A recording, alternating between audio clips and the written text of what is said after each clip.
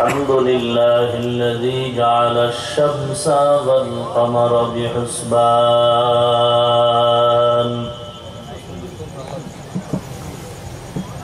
والنجم والشجر يسجدان وفضل زمانا على زمان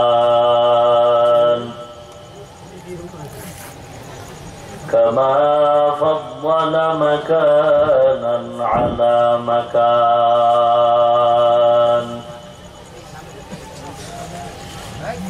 وإنسانا على إنسان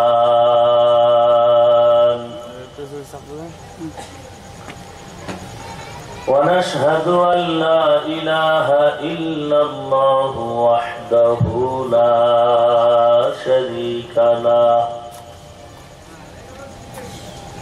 لا ضد له ولا ند له ولا مثل له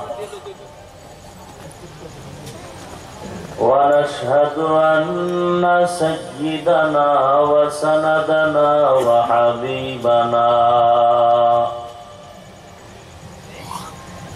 وحبيب ربنا وطبيبنا وطبيب قلوبنا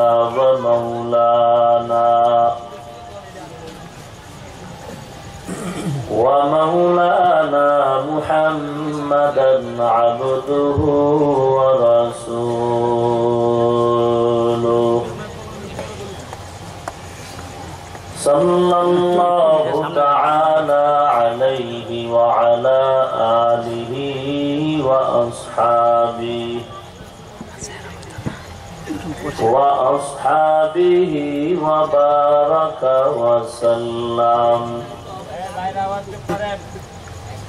وبارك وسلم تسليما كثيرا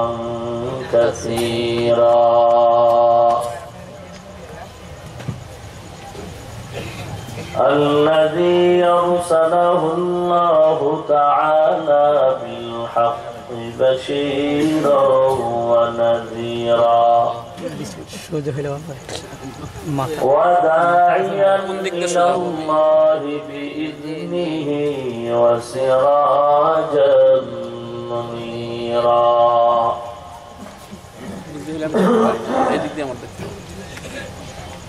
أما بعد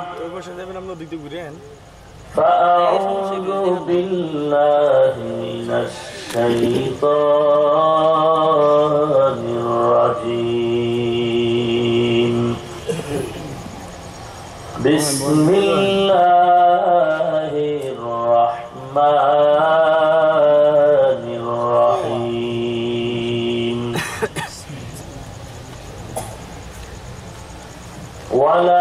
ولنبلونكم بشيء من الخوف والجوع ونقص من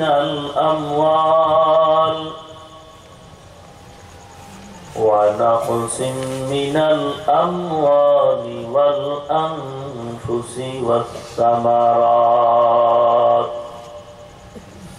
وبشر الصابرين.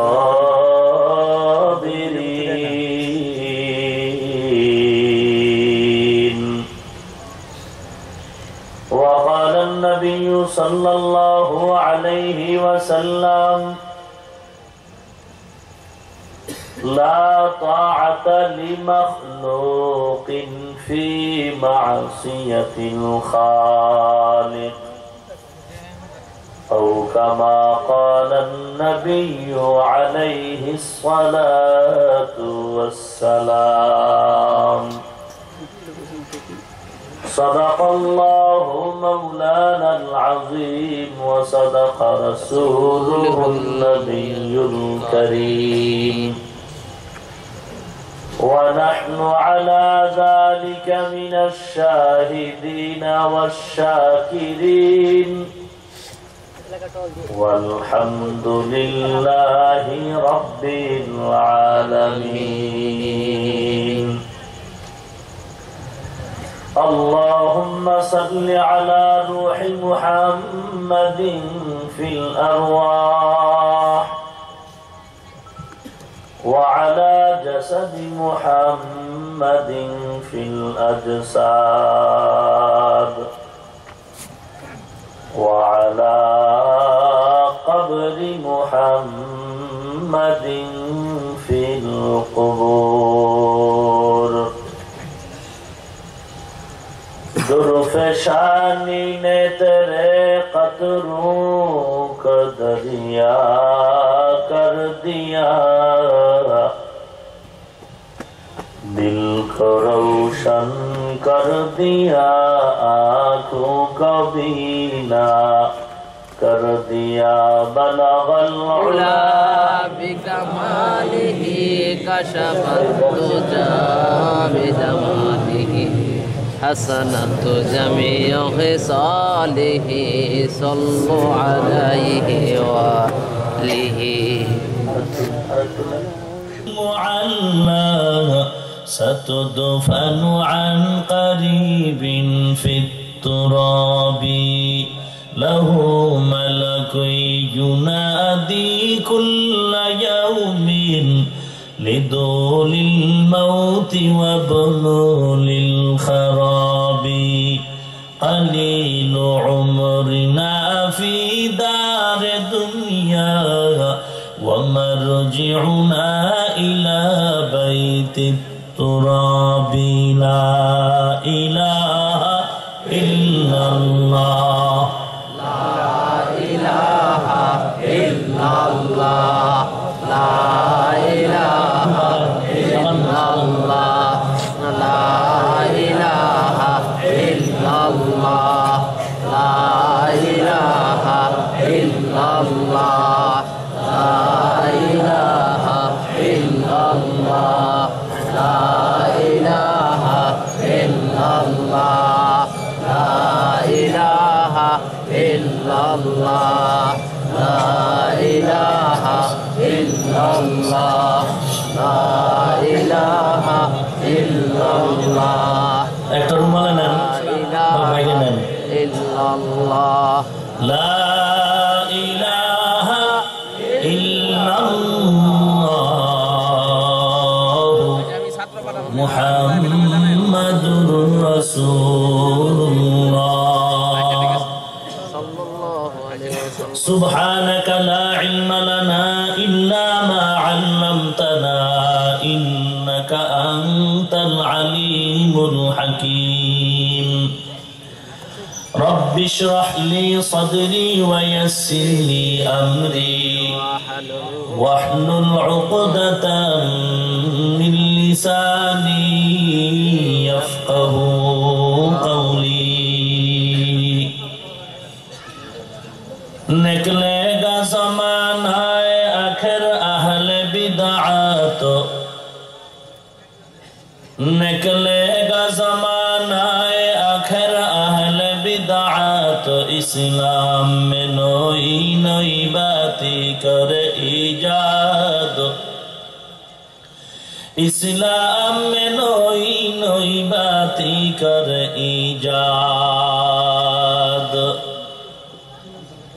अरे बंदाए खुदा रहो हर दम में तो होशियार हो अरे बंदाए खुदा रहो हर दम में तो होशियार हो बिदअत का जो बदबू करे तुमको ईमान बर्बाद बिदअत का जो बदबू करे तुमको ईमान बर्बाद জামিয়া বিন নুরিয়া কর্তৃক আয়োজিত দুদিন ব্যাপী ওয়াজ মাহফিলের আজ সমাপনী দিন 5 মার্চ 2016 অধ্যকার মহতি মাহফিলে উপস্থিত মুহতারাম সম্মানিত সভাপতি প্রধান অতিথি বিশেষ অতিথিবৃন্দ মুআজ্জাজ ও মুকাররম জাতির মাথার মুকুট ওয়ারাসাতুল আম্বিয়া হযরত উলামায়ে কেরাম দূর দূরান্ত থেকে আগত আল্লাহ পাকের আশিকিন, জাকিরিন, শাকিরিন, মুহিব্বিন, মুরব্বিয়ান, আওয়াম, কলিজার টুকরা আমার সমবয়সী যুবক বন্ধুগণ, স্নেহের ছোট ভাই, পর্দার আড়ালে অবস্থানরত শ্রদ্ধা সম্মানিতা মা ও বোনেরা, রব্বুল আলামিনের দরবারে লাখ কোটি শুকর ও সুজুদ যে আল্লাহ রব্বুল আলামিন এই ফিতনার জামানায় কোরআন ও সুন্নাহর ভিত্তিতে সহিহ তরিকায় কিছু কথা বলার জন্য, শুনবার জন্য আমাদেরকে কবুল ও মঞ্জুর করেছেন।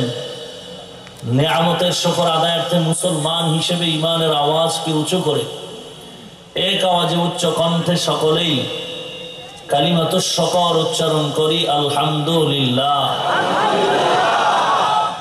লক্ষ কোটি দরুদ ও সালাম সৈয়দুল মুরসালিন, রহমাতুল লিল আলামিন, শফিউল মুজনিবিন, খাতামুন নবিয়্যিন, সৈয়দুস সাকালাইন, ইমামুল মুরসালিন, শফিয়ে আযম, রসুল আকরম, রহমত আলম, নবিয়ুল আরব ওয়াল আজম, হাবিব কিবরিয়া, আশরাফুল আম্বিয়া, সৈয়দুল আম্বিয়া, শফিয়ে মাহশর, সাকিয়ে কৌসর, আকায়ে নামদার, মদীনা का ताजदार, आफताब नबूवत, फख्र मौजूदात, सैयदुल मखलूकात, हजरत मुहम्मदुर रसूलुल्लाह सल्लल्लाहु अलैहि वसल्लम। কিছু কথা বলার নিয়তে পবিত্র কালামে পাকের সূরাতুল বাকারার 155 নম্বর আয়াত পড়েছি। বিশ্ব নবী, শেষ নবী, মহানবী, শ্রেষ্ঠ নবী, জিন্দা নবী, হায়াতুন নবী সাল্লাল্লাহু আলাইহি ওয়াসাল্লামের অসংখ্য অগণিত অমীয় বাণী হাদিস শরীফের মধ্য থেকে এক টুকরা হাদিস পড়েছি। তিলাওয়াতকৃত আয়াতে কারিমা ও হাদিসে পাকের আলোকে সহিহ তরিকায় কিছু কথা আমাকে বলার জন্য, আপনাদেরকে শুনবার জন্য তৌফিক, হিম্মত, শক্তি, সাহস আল্লাহ দান করুন, আমিন। ওয়ালা নাবলুওয়ান্নাকুম, অবশ্যই আল্লাহ মুমিনকে পরীক্ষা করবেনই করবেন।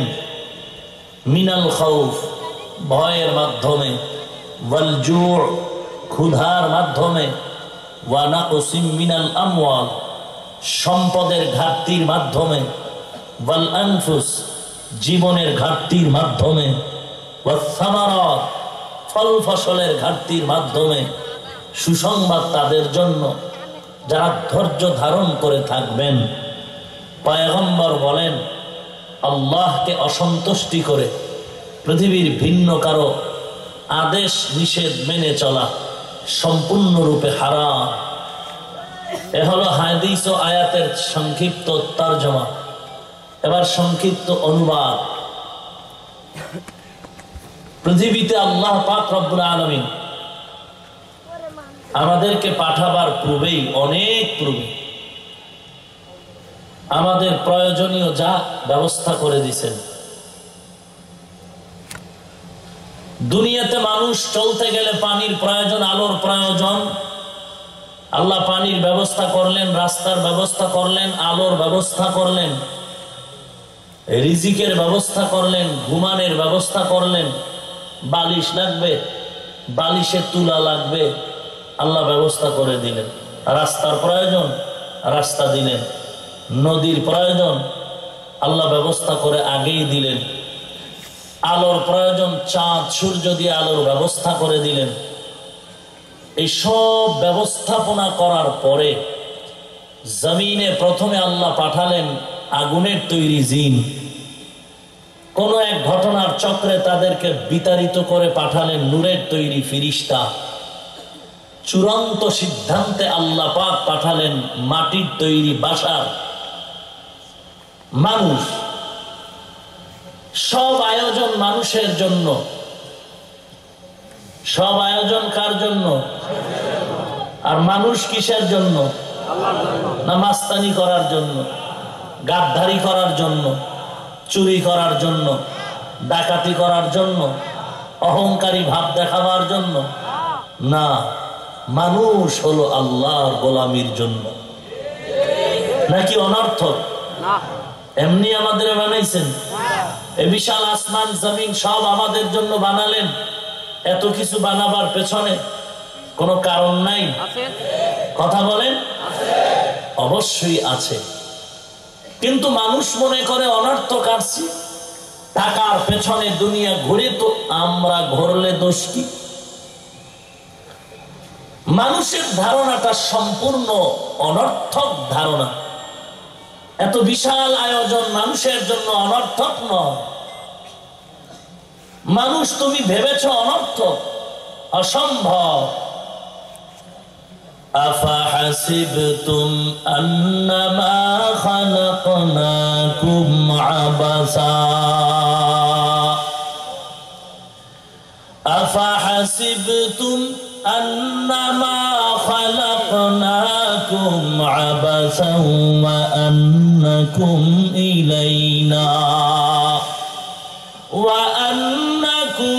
إلينا لا ترجعون।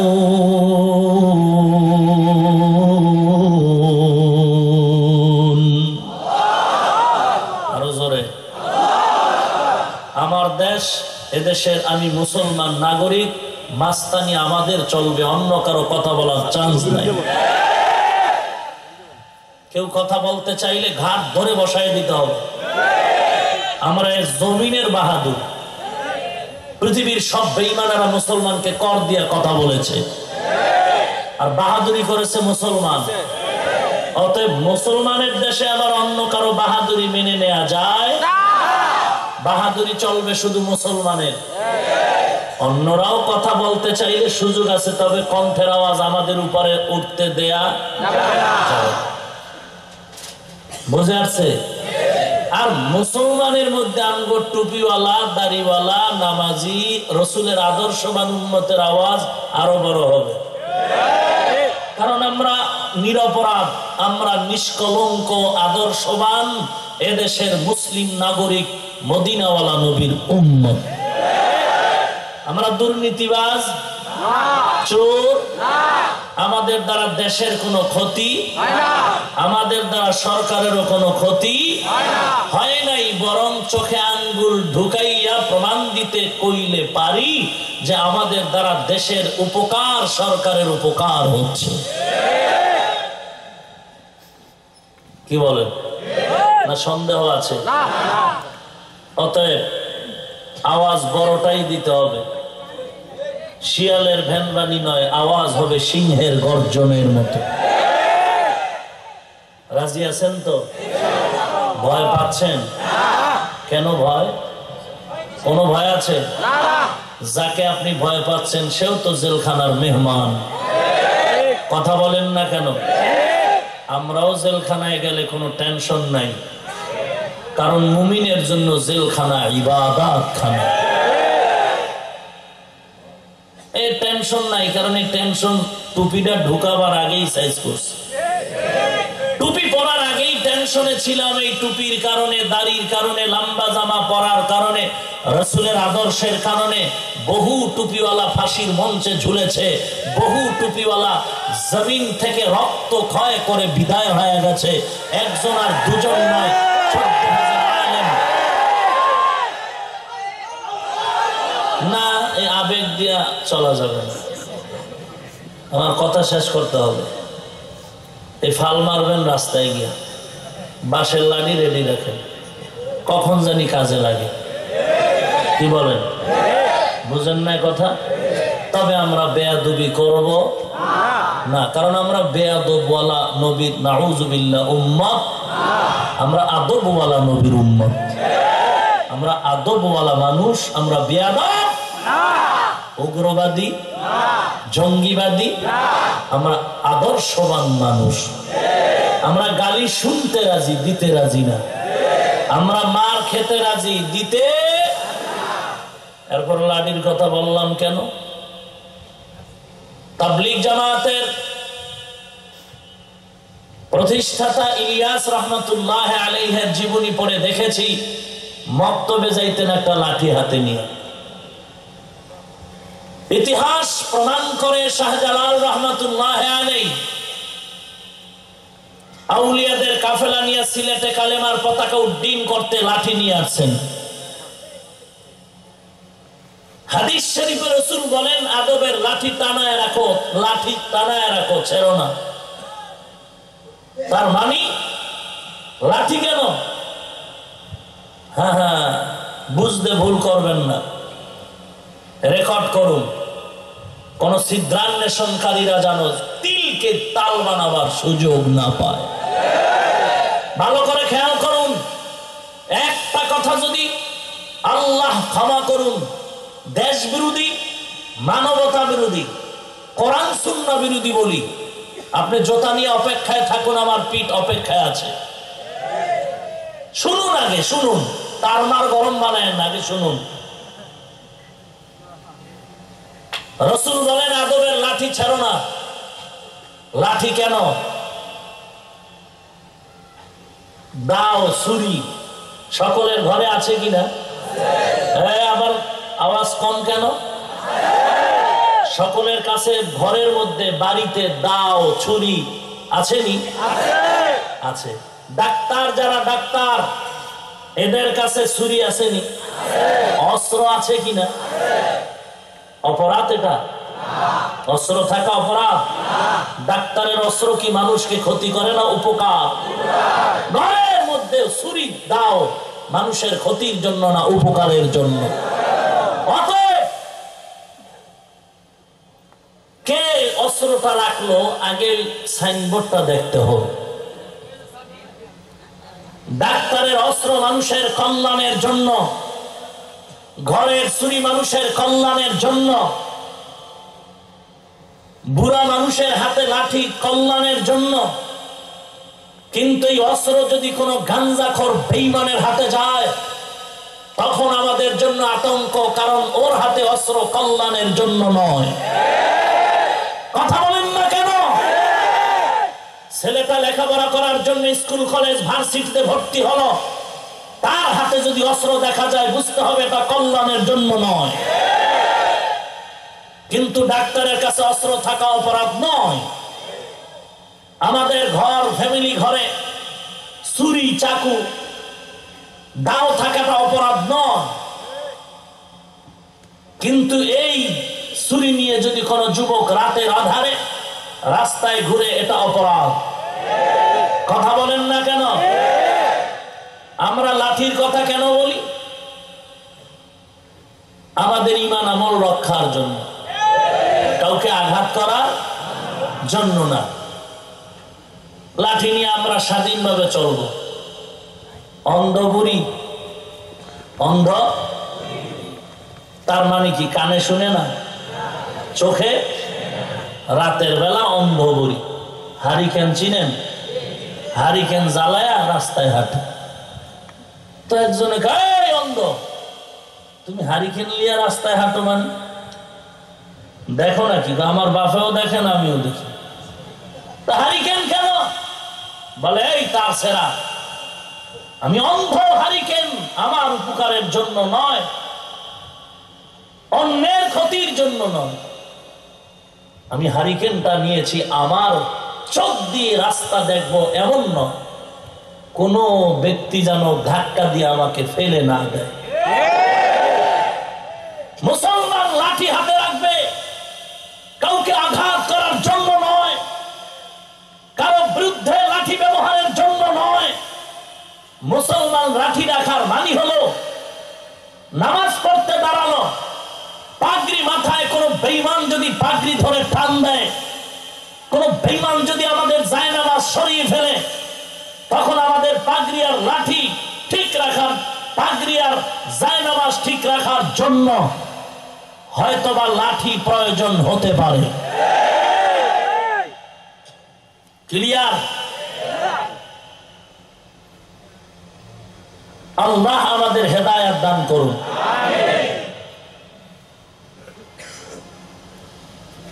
মানুষ তুমি ভেবেছো আল্লাহ তোমাকে অনর্থক বানিয়েছেন, তার মানে অনর্থক বানান নাই, পেছনে কারণ।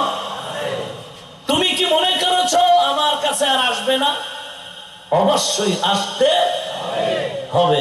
পৃথিবীর সব মাস্তান আজ এক পালায় যদি ওজন দেওয়া হয়, অতীতের বেঈমান নমরুদ, ফিরআউন, কারুন, হামান, সাদ্দাত এদের সমান হবে, কিন্তু এরাও সাইজ হলো নি। কথা বলেন। মরণ থেকে যতই পালাও, মরণ তোমায় নিবে ঘিরি। যদিও সুদূর আকাশ পানে লুকাও, সেথায় লাগিয়ে সিঁড়ি। নদী পথে নৌকা চালাও ও মাঝি ভাই, বেলা ডোবার আগে আমি ওপার উঠতে চাই। ডুবে গেলে বেলা রে আর উঠে না, ভেঙে গেলে মেলা রে আর জমে না। নদীরে পার ভাঙে ও পার গড়ে, এই তো নদীর খেলা। সকাল বেলার ধনীরে তুই ফকির সন্ধ্যা বেলা। কই নমরুদ, কই বেঈমান সাদ্দাত কোথায়, ফেরাউন কোথায়? তাকায় দেখছো, যেই ফেরাউনের 40 বছরে কোনো জ্বর আসে নাই, কোনো অসুস্থতা নাই। নীল নদের কিনারায় দাঁড়ায় যদি বলতো পানি দাঁড়াও, পানি থেমে যাও, পানিটা থেমে যায়, ডানে যাও, ডানে যায়। ওই ফেরাউনও আল্লাহর ধরা থেকে পালানোর সুযোগ পায় নাই। আপনি পাবেন? কথা বলেন। এ দুনিয়া ছাড়িয়া কোথায় যাইবা ভাগিয়া, এ দুনিয়া ছাড়িয়া কোথায় যাইবা ভাগিয়া। মরণ তোমায় লইবে ঘিরি, যতই করো বাহানা। মরণ তোমায় লইবে ঘিরি, যতই করো বাহানা। চিন্তা করে দেখো না, কবরে কি যাইবা না। যেই কবরে আল্লাহ সারা বন্ধু কেহ থাকবে না, যেই কবরে আল্লাহ সারা বন্ধু কেহ থাকবে না। চিন্তা করে দেখো না, কবরে কি যাইবা না। চিন্তা করে দেখো না, কবরে কি যাইবা না। যাবেন? কবরে যাবেন? কবে যাবেন? এখন যাবো, জানা নাই। আল্লাহ নিলে। আজকেও যেতে পারে, ভিসা ওকে। যে কোনো সময় আজরাইল ধাক্কা দিতে, অতএব তৈরি হওয়া সময় আছে। 10 বছর। আফা হাসিবতুম আন্নামা খালাকনাকুম আবাসা, আফা হাসিবতুম আন্নামা খালাকনাকুম আবাসান ওয়া আন্নাকুম ইলাইনা ওয়া আন্নাকুম ইলাইনা লা তুরজাউন।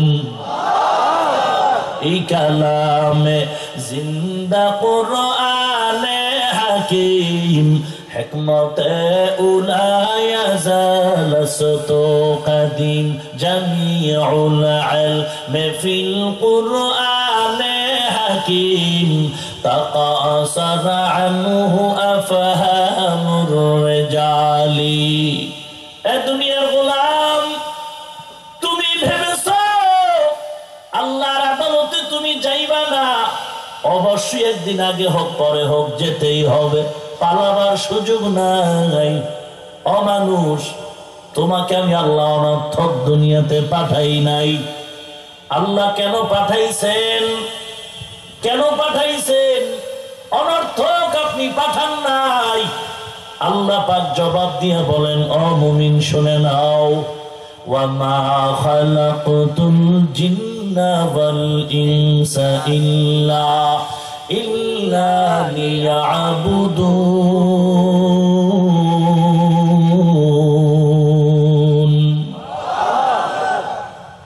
মানুষ আর জিন পাঠাবার পেছনে কারণ আমার ইবাদত করার জন্য মানুষ পাঠালাম। কার ইবাদত? আরো জোরে বলেন। ইবাদত একটি ব্যাপক শব্দ। ইবাদত শুধু নামাজ পড়া ইবাদতে কামেল না, জিহাদ করা ইবাদতে কামেল না। না, অন্ধ হাতি দেখতে গেল, হাতি একজনে হাতির কান ধরে বলে হাতিটা কুলার মতো, আর এক অন্ধ হাতির পিঠে হাত দিয়া বলে হাতি একটা ঘরের মতো, আর এক অন্ধ হাতির পা ধরে বলে হাতি একটা খুঁটির মতো, আর একজন অন্ধ হাতির সুর ধরে বলে হাতি একটা রশির মতো। বিচক্ষণ চক্ষুষ্মান ব্যক্তি বলে না না, হাতি কুলার মতো নয়, ঘরের মতো নয়, রশির মতো নয়, খুঁটির মতো নয়। কেমন হাতির ডেফিনেশন দাও। এবার বলে ও আল্লাহর বান্দা, হাতির ডেফিনেশন শুনে নাও। তোমরা যে যেই প্রশংসার গুণগান গাইলা এগুলির সমষ্টির নাম হলো একটা হাতি।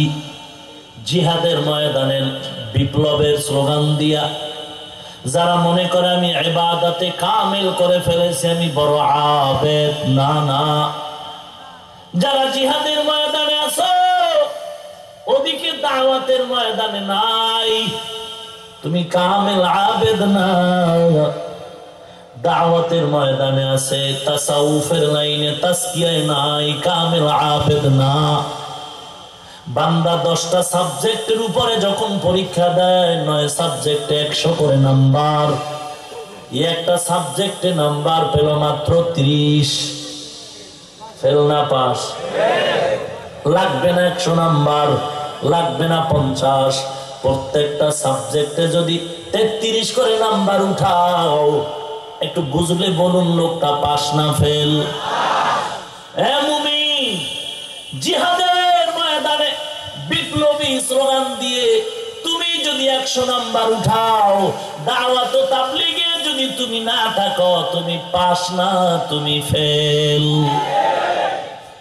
দাওয়াত ও তাবলীগে আছো, জিহাদের ময়দানে নাই, তাসাউফ তাসকিয়ার লাইনে নাই, তাহলে তুমি ফেল।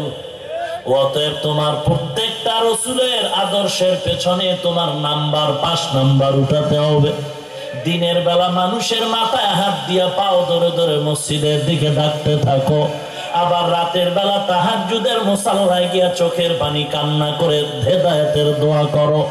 আবার যখন কোন বেঈমানের বাচ্চা বলবে কোরআনের আওয়াজ বন্ধ করা দরকার, মাদ্রাসা ব্যাঙের ছাতার মতো হয়েছে, তখন ওই জমা করা বাঁশের লাঠি নিয়ে রাস্তায় আন্দোলনে নামতে হবে।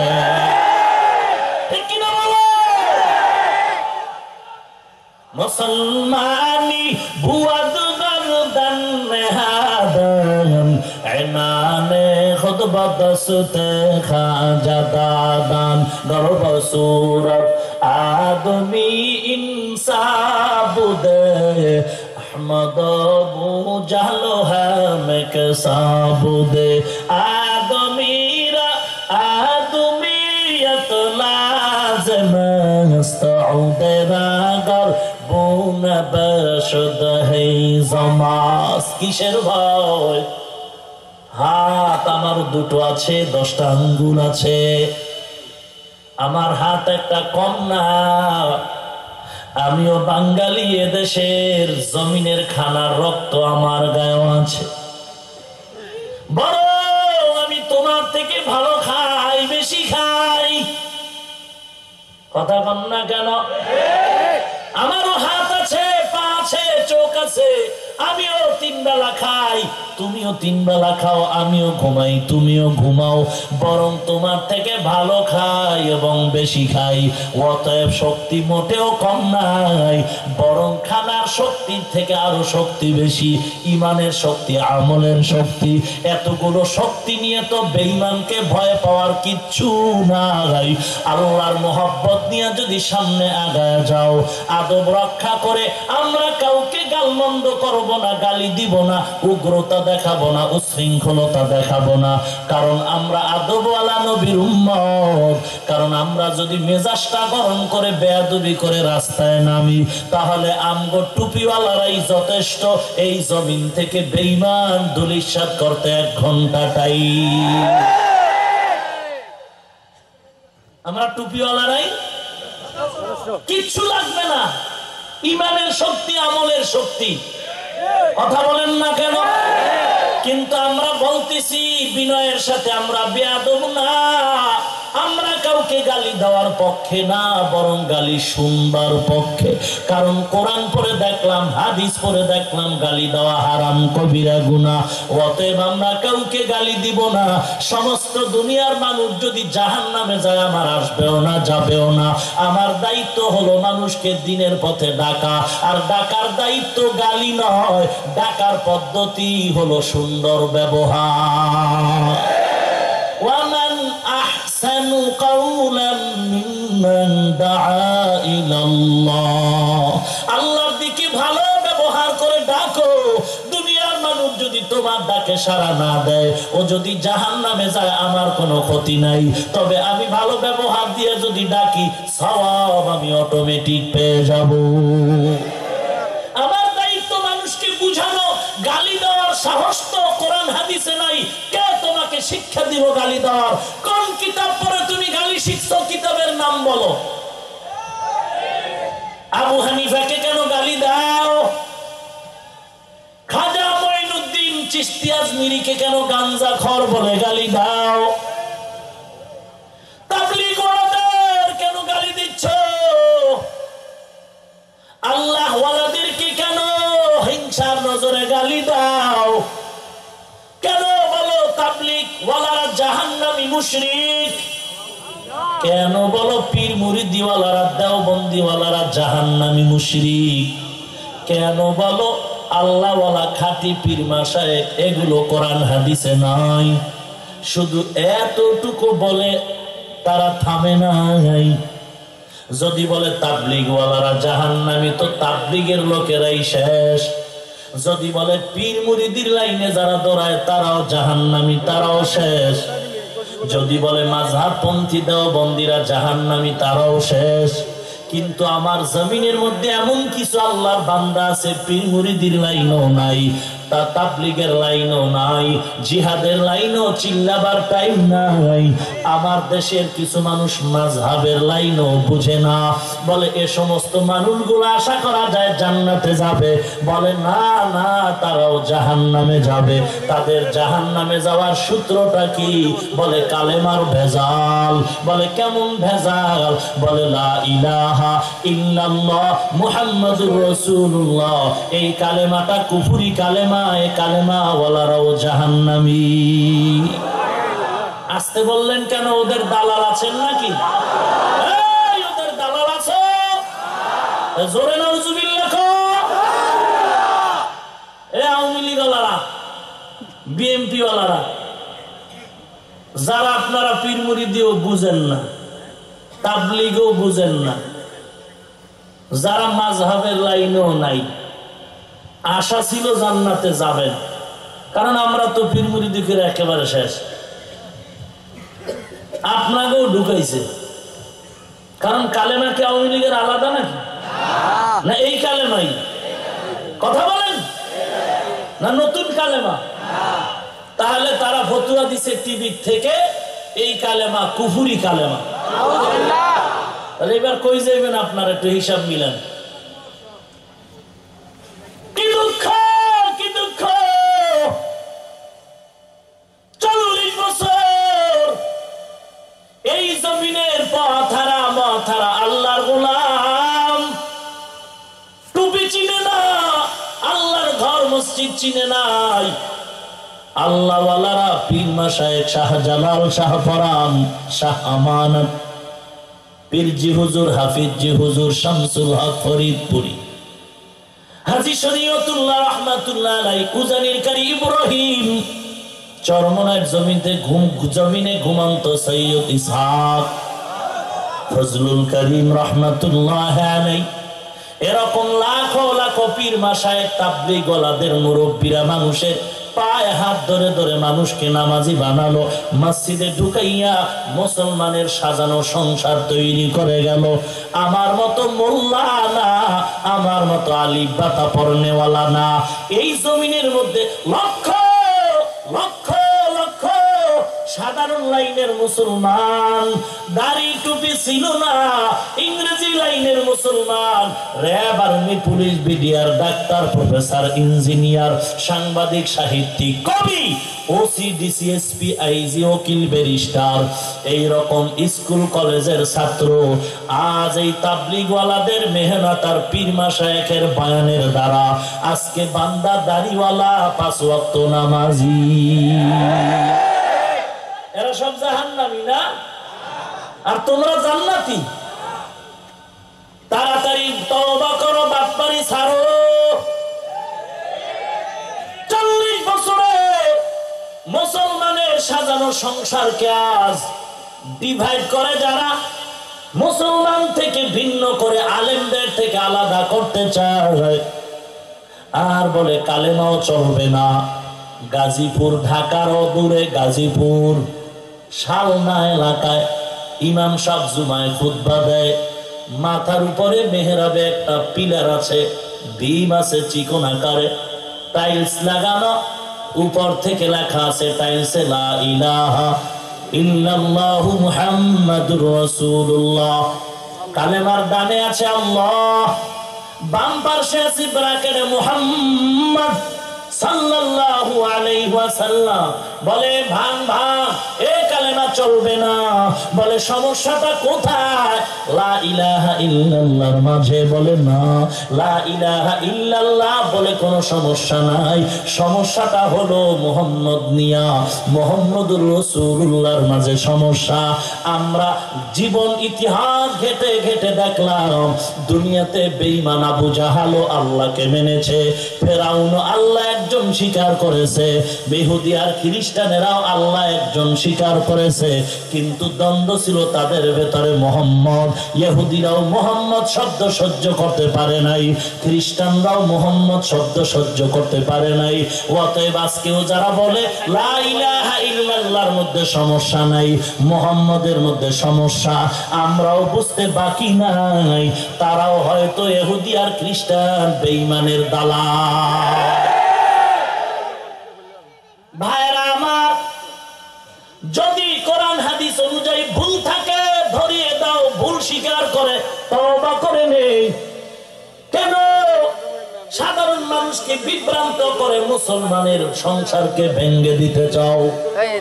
40 বছর এই বাংলাদেশের মাদ্রাসায় যারা বুখারী শরীফ পড়াচ্ছেন, 40 বছর ধরে যারা তিরমিজি শরীফ পড়াচ্ছেন, মুসলিম শরীফ পড়াচ্ছেন, এরা হাদিস বুঝে না।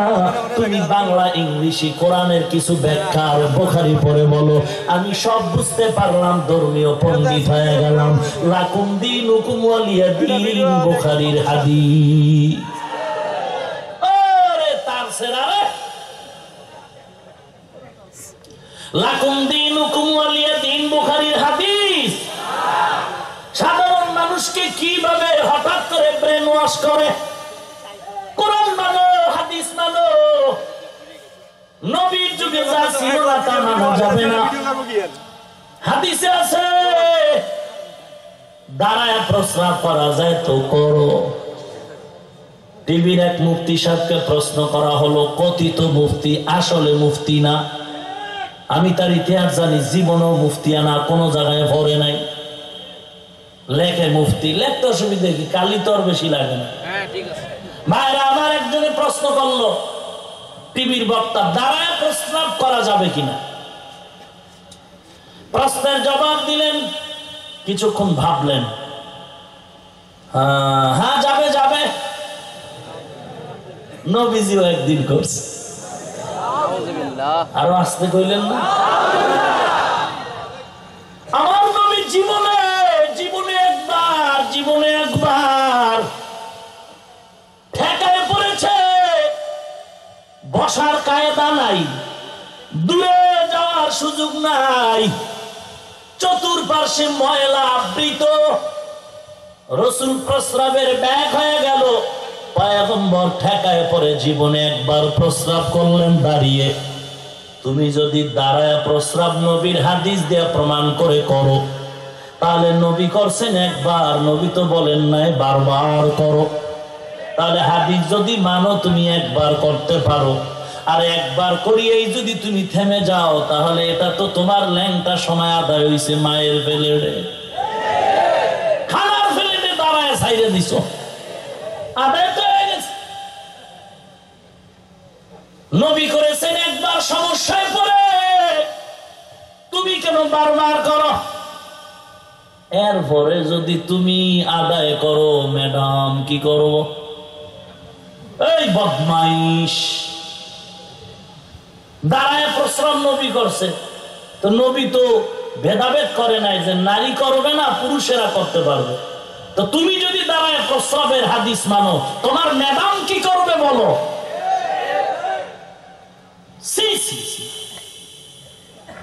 আল্লাহ আপনি আমাদের দয়া করে হেদায়েত দান করুন। আরো জোরে বলেন। হাদিসে আছে নামাজে কথা বললে কোনো সমস্যা নাই, না বুঝছে নাউজুবিল্লাহ, আপনি গুলো আর এক জ্বালা।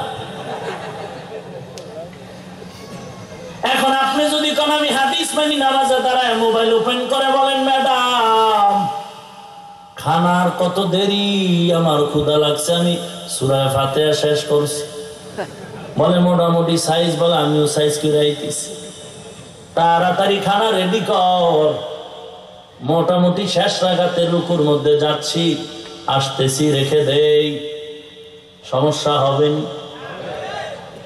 নামাজ এরকম কথা বললে সমস্যা হবে না। অমুমিনের দল, দুনিয়াতে কোন উম্মতের জন্য হাদিস বাস্তবায়ন করা অসম্ভব, হাদিস সমর্থন করতে হবে, এটা ঈমান। আর রাসূলের সুন্নাত আমল করার নাম হলো আমল। হাদিসকে সমর্থন করার নাম ঈমান, আর রাসূলের সুন্নাত বাস্তবায়ন করার নাম হলো আমল। হাদিস আমল করা যাবে না। হাদিস তুমি কয়টা আমল করবা? হাদিসে আছে নবী 9 বিয়ে করেছেন, আপনিও করবেন। 9 বিয়ে করেছে, এই হাদিস তোমার সমর্থন করা ঈমান, আর 4 বিয়ে করা হলো আমল। এটা সুন্নতের আমল। সব সুন্নত হাদিসের মধ্যে প্যাকেট করা, কিন্তু সব হাদিস সুন্নতের আওতায় না। সব হাদিস সুন্নতের আওতায় না।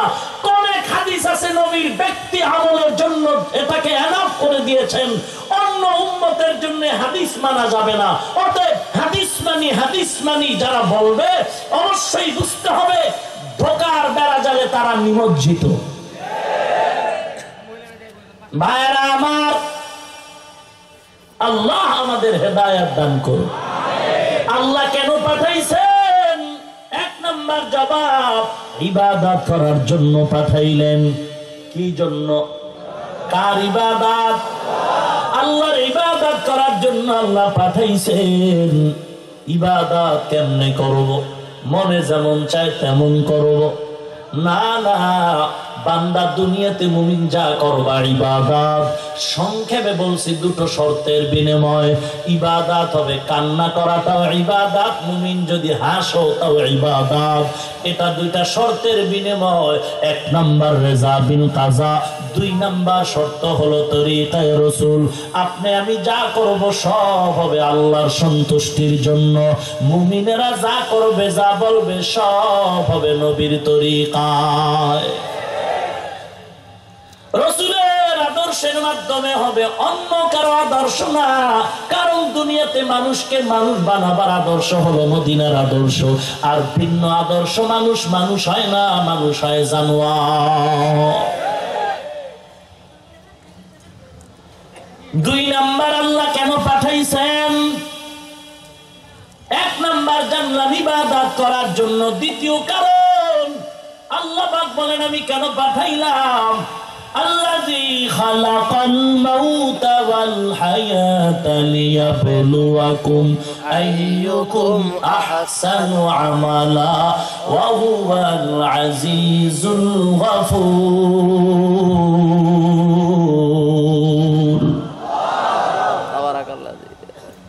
আর একটু চলবে না, মোনাজাত দিয়ে দেব। উঠা বসা করবেন না, এই ব্যারাম বন্ধ করুন। চলবেই, চলুক মানে মদিনার গাড়ি মদিনার থেকে চালু হয়েছে, জান্নাত পর্যন্ত চলবে। কোন বেঈমানে গাড়ি বন্ধ করে রাখতে পারবে না। তবে গাড়ির মাঝে মাঝে তৈল লাগবে, পেট্রোল অকটেন দিতে হবে। লাগবে না? কথা কন না কেন? গাড়ির তৈল যদি ঢুকাতে চাও, সুন্নতের আমল দিয়ে তৈল ঢুকাও। কই পাইবা গাড়ির তৈল? বলে পাম্পের অভাব নাই, গ্যাসের পাম্প আছে না। মদিনার গাড়ি চালাবারও তৈলের কি আছে? পাম্প আছে। একটা না অনেক। যাও তাবলীগ ওয়ালাদের কাছে, ওখান থেকে সুন্নতের তৈল ঢুকাও। যাও জানির ময়দানে, সেখানেও জিকির দিয়া তৈল ঢুকাও। যাও যদি সুযোগ পাও চরমনার ময়দানে গিয়ে একটু তৈল ঢুকাও। ওখানে গাঞ্জার আসর নাই, বেপরদার আড্ডা নাই, বিড়ির আড্ডা নাই। যদি যাও দেখবা মাওলার জিকিরের আওয়াজ আর কান্নার আওয়াজ। আর রশিও মাঝে মাঝে যাইও। আমি বাধা দিলে কি ফিরবো নাকি?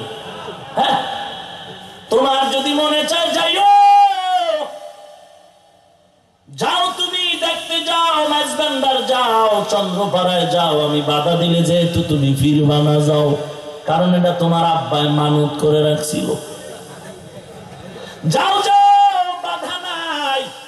তবে মুমিন হিসাবে তোমার কাছে আমার আবদার, মাঝে মাঝে চরমনায় যাইও, টঙ্গীর ময়দানে যাইও, উজানির ময়দানে যাইও, বাহাদুরপুরে যাইও। যদি না যাও আমি বুঝবো তোমার উদ্দেশ্য খারাপ। শিক্ষা সফরে যাও, একটু ঘুরতে গেলে অসুবিধা নাকি? সেখানে ঘুরতে যাইয়েই যদি কাম সারা হয়, কত গাঞ্জাখোর পাগড়ি লয়ে দৌড়াইছে।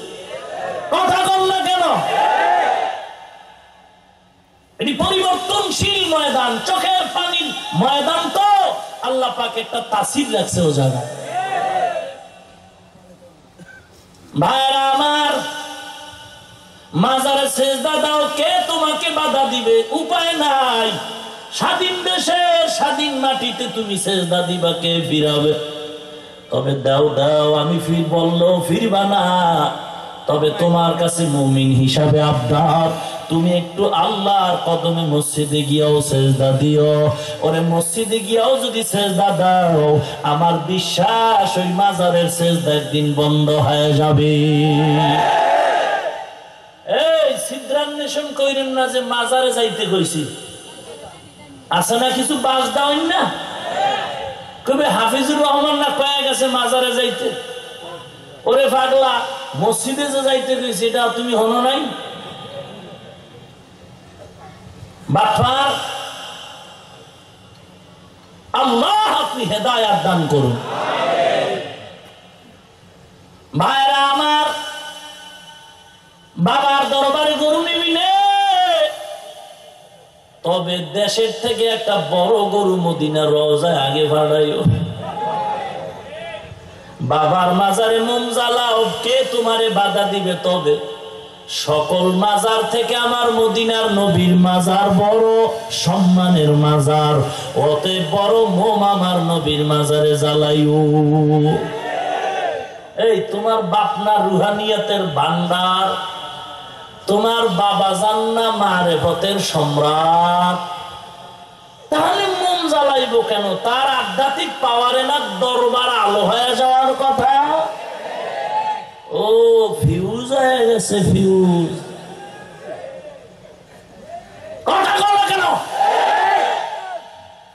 তোমার বাবার যদি আধ্যাত্মিক পাওয়ার থাকে, তোমার বাবার আধ্যাত্মিক পাওয়ারে কবরের ভেতরেও বাতি জ্বলবে, দরবারেও বাতি জ্বলবে। 2 টাকার মোম জ্বালা আমাকে অপমান করো কেন বোকার স্বর্গের বাদশা?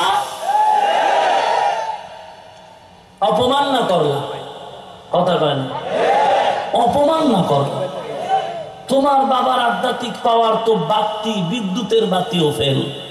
তুই আসাইরা না দামের মন জ্বালাও কেন? কথা কয় না। আল্লাহ হেদায়েত দান করুন। রাগ করেন না। আল্লাহ পাক বলেন আমি দুনিয়াতে কেন পাঠাইলাম? দ্বিতীয় কারণ হলো পরীক্ষা করে যাচাই করব কারা ভালো আমল করে, খারাপ আমল করে। মৃত্যু সৃষ্টি করলাম, হায়াত সৃষ্টি করলাম। মানুষের মরণ আগে না জীবন আগে? কথা বলেন। জীবনের পরে মরণ। আল্লাহ বলেন আমি মৃত্যু আগে সৃষ্টি করলাম, তারপরে জীবন। মৃত্যুর কথা আগে আনলেন কেন? দ্বিতীয় হলো আল্লাহ বলেন আমি পরীক্ষা করে যাচাই করব কারা ভালো আমল করে, কারা খারাপ করে। একটু প্রশ্ন আসতেছে, ও আল্লাহ আপনি কি জানেন না পরীক্ষার আগে আল্লাহ কি জানেন না কে ভালো আমল করবে কে খারাপ করবে? তার পরীক্ষা করে জানার মানেটা কি? জবাব দেওয়ার টাইম নাই, সামনে আগাই। আল্লাহ বলেন আমি পরীক্ষা করার জন্য পাঠাইলাম, পরীক্ষার কোয়ালিটি কেমন হবে? আল্লাহ পাক আমার তেলাওয়াতকৃত আয়াতে বলেন 5টা জিনিসের মাধ্যমে পরীক্ষা হবে। মিনাল খাউফ, ভয়ের মাধ্যমে, ওয়াল জু', ক্ষুধার মাধ্যমে, ওয়া নাকসিম মিনাল আমওয়াল, সম্পদের ঘাটতির মাধ্যমে, ওয়া নাকসিম মিনাল আমওয়ালি ওয়াল আনফুস, জীবনের ঘাটতির মাধ্যমে, ওয়াস সামারাত, ফল ফসলের ঘাটতির মাধ্যমে। এই পরীক্ষায় যদি পাস করতে চাও একটা পুঁজি লাগবে, যেই পুঁজিটা না থাকলে নবীরাও পরীক্ষায় ফেল করবে। ওই পুঁজিটার নাম হলো ধৈর্য। কি নাম? আরো জোরে বলেন। ধৈর্য এত দামি একটা সম্পদ। এই ধৈর্য যদি নিয়ে বান্দা কবরে যাও, আল্লাহ কোরআনে বলেন কিয়ামতের ময়দানে ধৈর্য ধারণকারী বান্দা বান্দিকে আল্লাহ বলবে আর হিসাব লাগবে না, বিনা হিসাবে জান্নাতে যাও। ইন্নামা ইউওয়াফাস সাবিরুনা আজরাহুম বিগাইরি হিসাব।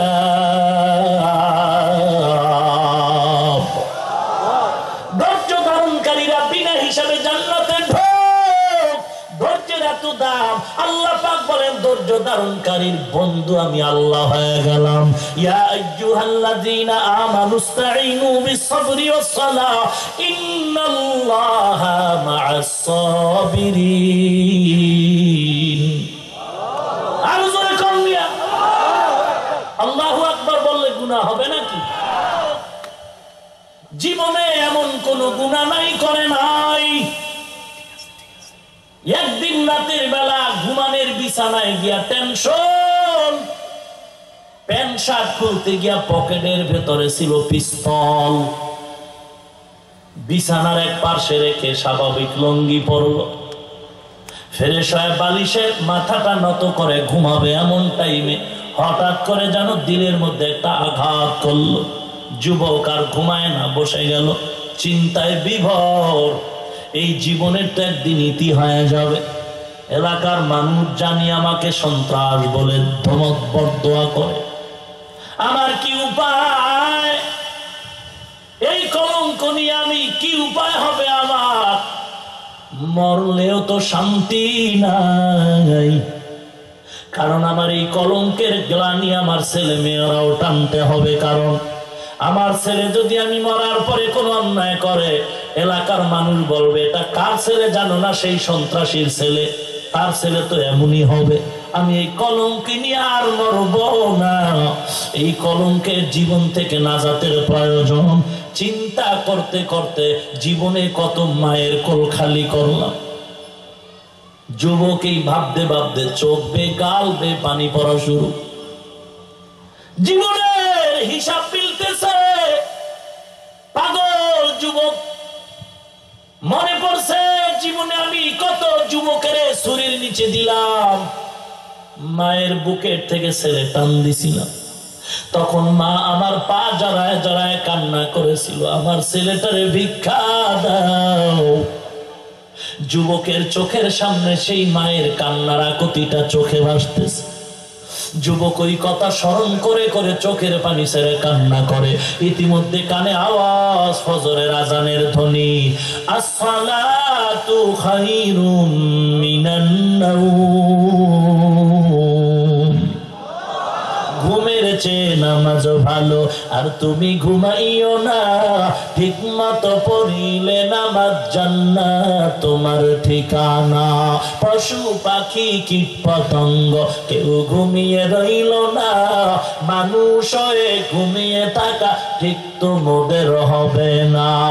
আহাতে মন কঠিন দিনেতে নামাজ তোমায় ভুলবে না, ঠিক মতো পড়িলে নামাজ জান্নাত তোমার ঠিকানা। আমার প্রাণের ভাই বোনেরা, জলদি করে উঠে যাও, ওযু করে তাড়াতাড়ি নামাজ পড়তে লেগে যাও।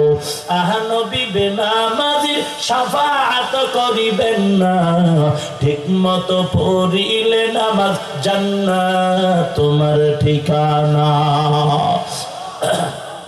মকুন সুসুতি নামাজে পাঞ্জগানা, ফাওয়াইলুল লিল মুসাল্লিন আল্লাযিনা, মুমিনারা ই নামাজে ইমদাদ দাও, ইস্তাইনু আয়াতে করআ বাখা। যুবক আজানের আওয়াজ শুনে চিন্তায় বিভোর, এক কদম দু কদম করে করে নিচে নেমে মসজিদের বারান্দায় হাজির। ইমাম সাহেব দেখিয়া মাত্র আতঙ্কিত হয়ে গেল। যুবক বলে, ইমাম সাহেব ভয়ের কিচ্ছু নাই, আমি এখন গরম মেজাজ নিয়ে আসি না, আমি এখন নরম মেজাজ নিয়ে আসছি, মাথা নত। কি খবর? যুবক বলে, ইমাম সাহেব বড় অন্যায় করেছি জীবনে, আর আমি করতে চাই না, আপনার কাছে এসে একটু পরামর্শ দেন, এই কলঙ্কের জীবন থেকে মুক্তি পাওয়ার কোন পথ আছে? ইমাম সাহেব বলে, আমার মাওলার মতো দয়াময় কেউ নাই, পাহাড় পরিমাণ বান্দার গুনাহকে আল্লাহ নদীর পানির মতো সব ক্ষমা করে দিয়েছে। ওযু বানায় তুমি ফজরের নামাজ আদায় করে নাও। জীবনের যুবক মসজিদে যায় না, আজ ইমামের মোহব্বতে নামাজে দাঁড়ায় গেল। সেজদায় গিয়া যুবক কান্নায় বিভোর, আমার মাওলার কুদরতি অন্তরে মায়া লেগে গেল।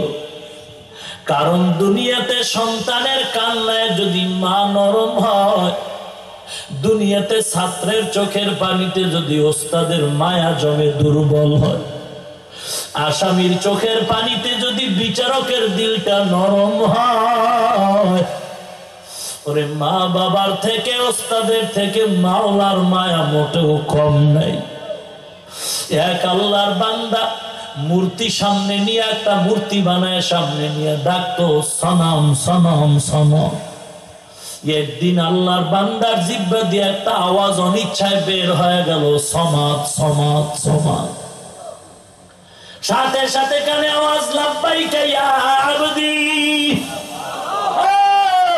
গোলাম তোমার কি প্রয়োজন বলো, আমি দেওয়ার জন্য রাজি আছি। আল্লাহর বান্দার চোখের পানি পড়ে গেল। কে আপনি? বলে, আমি তোমার মালিক রব্বুল আলামিন। এতদিন তুই সালাম বলে ডাকছো, কোনো জবাব পাও নাই, আজকে তুই যখন ডাক দিছো সমাদ, আমি মাওলা তোর ডাকে জবাব দিয়ে দিলাম। আল্লাহ পাক বলেন, ও গোলাম, আমার তো ছেলে নাই মেয়ে নাই, আমি আদর করে তোদের বানাইলাম, আমি সব সময় নজর দিয়া রাখি, তোর ডাক দিতে দেরি হবে, আমি আল্লাহর ডাকের জবাব দিতে দেরি করব না। আল্লাহর বান্দা কান্নাকাটি করে তওবা করে 5 ওয়াক্ত নামাজি দিনদার হয়ে গেল। এ যুবক, আমিও তো তোমার মতো যুবক সন্তান। আজকে মাদ্রাসায় পড়ার কারণে, দাড়ি টুপির কারণে সম্মান মোটেও কমে নাই। যদিও চাকরি নাই, সরকারি সার্টিফিকেট নাই, কারণ বিন্নুরিয়া মাদ্রাসার মতো বড় বড় কওমি মাদ্রাসায় লেখাপড়া করেছে। যেই মাদ্রাসায় পড়লে চাকরি নেই, সরকারি সার্টিফিকেট নাই, আমরা এ নিয়ে কখনো পাও টেনশন করে সময় নষ্ট করি না। ও মুমিন, আল্লাহ সম্মান কম দেন নাই, এত সম্মান আল্লাহ দান করেছেন। রসুলের আদর্শ আলা উম্মতেরা যত শান্তিতে আছে, এমন শান্তিতে সম্মানে দুনিয়াতে কেউ নাই। সম্মান দেওয়ার মালিক কে? আমরা তো কোনোদিন কারো কাছে চাকরির জন্য কান্নাকাটি করি না, কিন্তু আজকে যারা বলে মাদ্রাসায় পড়ে লাভ নাই, চাকরি পাওয়া যায় না, ভাইজান একটু বলবেন আপনার বিবেক দিয়া, মাদ্রাসায় পড়ুয়া হাফেজ কারি আলেম সার্টিফিকেটের অভাবে, চাকরির অভাবে কোথাও পেটের ধান্দায় ভিক্ষা করে নাকি? কথা বলেন না। না না, বড় অল্প টাকাও যদি পায় শান্তির জীবন আছে। আপনি চাকরি করেন 20,000 টাকা বেতন, আবার ঘুষ খান 30। এত টাকা পাইয়াও চান্দি গরম। সরকারের টাকা খাইয়া চুরি করে আবার সরকারের গালি দেয়, বলে বেতন বাড়াও, না হয় 40 দিনের মধ্যে গদির মধ্যে লাল বাতি জ্বালায় দি। অথচ ইমামের বেতন 5,000, 10,000, 6 মাস বাকি। মুয়াজ্জিনের বেতন 3,000, 3,500, 4,000, 11 মাস বাকি। আজও পর্যন্ত কোন ইমাম মুয়াজ্জিন কারো বিরুদ্ধে আন্দোলন করে নাই, কমিটির ব্যাপারে কারো কাছে বরদোয়াও করে নাই, নালিশ দেয় নাই, বরং কোনদিন বিরোধিতাও করে নাই, বরং প্রাণ ভরে যখন সুযোগ পায় দোয়া করে, আল্লাহ হেদায়েতের বাতি জ্বালায় দাও, অশান্তি দূর করে দাও, ব্যবসাওয়ালাদের ব্যবসায় বরকত দাও। মুসলমান ইমামের 5,000 টাকা, 10,000 টাকা বেতন, 6 মাস বাকি, তারপরও তাকায় দেখো ইমামের শরীরের কাপড়, জামার কাপড়ের গজ 600 টাকা। এত হাইফাই কেমনে চলে বাবা, বুঝাবার কোনো ভাষা নাই। আল্লাহ যদি কবুল করে টাকা লাগে না, অল্প হালাল টাকায়ও কোটি টাকার বরকত। তুমি 50,000 টাকা খাইয়াও শান্তি নাই, ছেলে দিয়ে অশান্তি, মেয়ে দিয়ে অশান্তি, বউ দিয়ে অশান্তি, ব্যবসা দিয়ে অশান্তি। ওতে বাঙ্গো টেনশন তোমাকে কে করতে বললো? হুজুরেরা চাকরি পায় না। হুজুরেরা তো চাকরি চায় না, যারা চাকরির পেছনে দৌড়ায় ওরা মূলত হাকিকতে আল্লাহর মহব্বতের হুজুর না। আমার সোনার দেশের লক্ষ যুবক ভালো নাম্বার পেল, পাস করে চাকরি পায় না, সার্টিফিকেট নিয়ে দৌড়াইতেছে, বেকারত্বের অভিশাপে কান্না করে। এদের চাকরির ব্যবস্থা করে দাও। আমার দেশের বেকার যুবকদের কর্মসংস্থানের ব্যবস্থা করে দাও। আমার দেশের বেকারত্ব যুবকের চাকরি যদি হয়, আমি চ্যালেঞ্জ করে বলছি 75% ইফটিজিং এ জমিন থেকে বন্ধ হয়ে যাবে। ফাওয়ালাপের টাইম তোমাকে কে দিল? ওই হুজুরকে টেনশন কেন কর? আমরা তো কোনোদিন কান্নাকাটি করি না চাকরি দাও, করেছি? এইটা যখন পারেন, এবার আর এক প্রশ্ন, ওখানে পড়লে তো ইঞ্জিনিয়ার হওয়া যায় না, মাদ্রাসায় পড়লে তো ডাক্তার হওয়া যায় না। আচ্ছা, মাদ্রাসায় পড়িয়েই যদি আমাকে ডাক্তার হতে হয়, ইঞ্জিনিয়ার হতে হয়, আপনারা স্কুল কলেজে পড়ে কি ঘোড়ার ঘাস কাটবেন? কথা বলেন না, কথা বলেন। আপনার লাইনে আপনি বইরা ইঞ্জিনিয়ার হয়ে আমার সাথে সালাম দিন, কারণ মাদ্রাসা বিল্ডিং করব, আপনাকে দরকার আছে। আর আপনার যখন বিয়া লাগবে তখন আমারে টেলিফোন করেন, আমাকেও আপনার দরকার আছে। আপনার বাবার মরণে জানাজার জন্য আমাকে দরকার আছে না নাই? যদি মাস্তানি করে করেন দরকার নাই, তো কুত্তার মতো মাটি দিন, কালেমাও লাগবে না। কথা বলেন না কেন? তাহলে স্কুল কলেজও লাগবে কিনা? সব এক জায়গায় সম্ভব নাকি? আরে মাদ্রাসায় তো আমরা 7 ঘন্টা 8 ঘন্টা করে ক্লাস করি, কথা বলেন, তারপরে বাকি ক্লাস করার টাইম করি। আর আমার স্কুলের ছাত্র ভাইরা, কলেজের স্টুডেন্ট যারা, এরা ক্লাসের ফাঁকে ফাঁকে টিচিং এর সুযোগ পায়, কথা বলেন না কেন? স্যার অঙ্ক করাইতেছে, জটিল অঙ্ক, এদিকে আমার বোন ভাইরা কানের ভিতরে ফোন লাগায় এরপরে রেডিও শুনতেছে, গান শুনতেছে, ক্রিকেট খেলার আওয়াজ শুনতেছে, কথা বলেন না কেন? এদের ভয় নেই, কারণ নকল দিয়ে তো পাস করার সুযোগ আছে, কথা বলেন, ভয় নাই। এদেরকে আপনারা বাড়তি ক্লাস দিতে পারেন, কারণ এরা আড্ডা মারে তো বটগাছ তলা গিয়ে, ওই বেশ্যা দিবসের অন্যায় যায়, কথা বলেন। তাহলে এদেরকে ক্লাস বাড়ায় দেন, যেন ওই আড্ডা দেওয়ার সুযোগ না পায়। কোরআন শরীফের ক্লাস দেন, নবীজির ইতিহাসের একটা ক্লাস করান, ইংরেজি, অঙ্ক, বাংলা, ভূগোল, জ্যামিতি যা আছে গোষ্ঠী শুদ্ধ পড়ুন। এদিক দিয়ে কোরআন পড়িরা আল্লাহর ওলি হয়ে যান, কথা বলেন না কেন? আর আমাকে মাদ্রাসায় ঠেলাঠেলির দরকার নাই, আমরা ইংরেজিও পড়ি, বাংলা পড়ি, অঙ্ক পড়ি, ইতিহাস পড়ি, ভূগোল পড়ি, আরবি পড়ি, ফার্সি পড়ি, হিন্দি পড়ি, উর্দু পড়ি, কথা বল না কেন? ডক্টরের ডিগ্রি আনতে বিদেশ যান, আমাকে কওমিওয়ালারা বিনা টাকায় বিনা সার্টিফিকেটের ডিগ্রি দিয়ে দিতেছে। অতএব আপনারা একটা সংবর্ধনা অনুষ্ঠান করেন সরকারের অনুরোধ করে, যে সব কওমিওয়ালাদেরকে পুরস্কার দিতে হবে, কারণ বিনা টাকায় তারা ভাষার ডিগ্রি দেয়। আমরা ফার্সি ভাষার ডক্টর, আমরা কওমি মাদ্রাসায় পড়ে হিন্দি ভাষার ডক্টর, আমরা কওমি মাদ্রাসায় পড়ে আরবি ভাষার ডক্টর, আমরা কওমি মাদ্রাসায় পড়ে ইংলিশ বাংলা ভাষার ডক্টর। অতএব আমগো তাড়াতাড়ি সার্টিফিকেট দেন, না দিলে কিচ্ছু বলবো না, কারণ বেয়াদব না, দেখা হবে পুলসিরাতের গোড়ায়, যাইবেন কই টের ভয় দিন, কথা কন না কেন? দেশের লেখাপড়ার এত উন্নতি, তাহলে বড় লোকের ছেলেরা বিদেশ পাঠান কেন, কথা বলেন? উচ্চতর শিক্ষার ব্যবস্থা সরকারি খরচে দেশে করা যায় না, কথা বলেন? তাহলে মনটা এত ছোট কেন? টাকা তো আমরা কম দেই না, কথা বলেন? মুরব্বীর কথাটাই সত্য, দেশ চোরে ভরে গেছে, আমার কথা নেই, কথা বলেন? চোরের খনি পাইয়া বেচারে দুঃখ নিয়ে চলে গেছে, আল্লাহ জান্নাত দান করুন। আবারও আসতে কর, রাগ করলেন তো রাজনীতি করলাম না, আল্লাহ আমাদের হেদায়েত দান করুন। যুবক